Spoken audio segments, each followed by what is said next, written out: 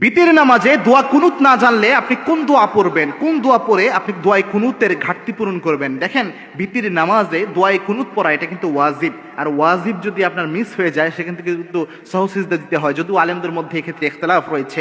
এই বিতির নামাজে রাসূল সাল্লাল্লাহু আলাইহি ওয়াসাল্লাম সবসময় দোয়াই কুনুত পড়তেন। এই দোয়াই কুনুত যারা পারেন না, অনেকে মুরব্বী হয়ে গিয়েছেন, এখন মুখস্থ করতে চাইলেও মুখস্থ করতে পারছেন না, তো সেক্ষেত্রে আপনারা দোয়াই কুনুত না জানলে কি করবেন? রাসূল সাল্লাল্লাহু আলাইহি ওয়াসাল্লাম কিন্তু দোয়াই কুনুত সবসময় পড়তেন এবং দোয়াই কুনুতে অসম্ভব ফজিলত রয়েছে। রাসূল সাল্লাল্লাহু আলাইহি ওয়াসাল্লাম কখনো এটা মিস করতেন না। সফরেও বিশ্বনবী সাল্লাল্লাহু আলাইহি ওয়াসাল্লাম এই দোয়াই কুনুতের মাধ্যমে বিতরের নামাজ পড়তেন এবং কি তাহাজ্জুদের নামাজ যখন বিশ্বনবী পড়তেন, রাত তো বিশ্বনবী দাঁড়িয়ে থাকতেন।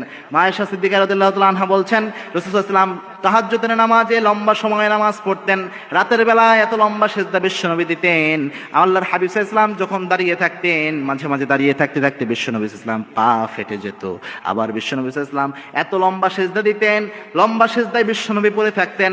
আমি মাঝে মাঝে ভাবতাম আল্লাহর হাবিব সাল্লাল্লাহু আলাইহি ওয়াসাল্লাম সিজদার মধ্যে ইন্তেকাল করলেন কিনা, এই জমিন থেকে বিশ্বনবী বিদায় হয়ে গেলেন কিনা। আমি মাঝে মাঝে বিশ্বনবী সাল্লাল্লাহু আলাইহি ওয়াসাল্লামের পায়ের মধ্যে চিমটি কাটতাম, বিশ্বনবী পা নাড়াতেন, আমি বুঝতে পারতাম বিশ্বনবী জীবিত আছেন, রাসূল এখনো জীবিত আছেন। এইভাবে রাতের বেলা বিশ্বনবী তাহাজ্জুদ পড়তেন। আমরা তো এইভাবে পড়তে পারি না।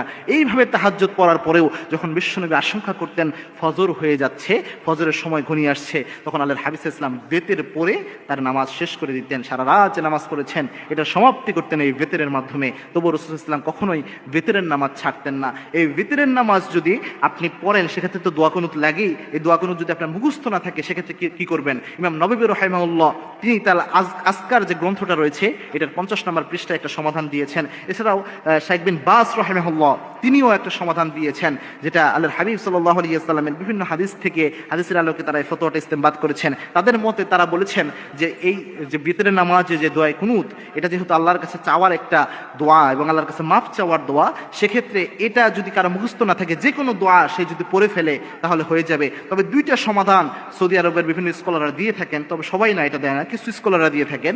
যদি কেউ বেতের নামাজের দোয়া কুনুত মুখস্থ না থাকে, 1 নম্বর মত অনেকে দেয় যে যতদিন মুখস্থ না হয় সে এই দোয়া কুনুতটা তার সামনে রেখে সে দেখে দেখে পড়ে সে বেতের নামাজ আদায় করবে, এটা সে করতে পারে।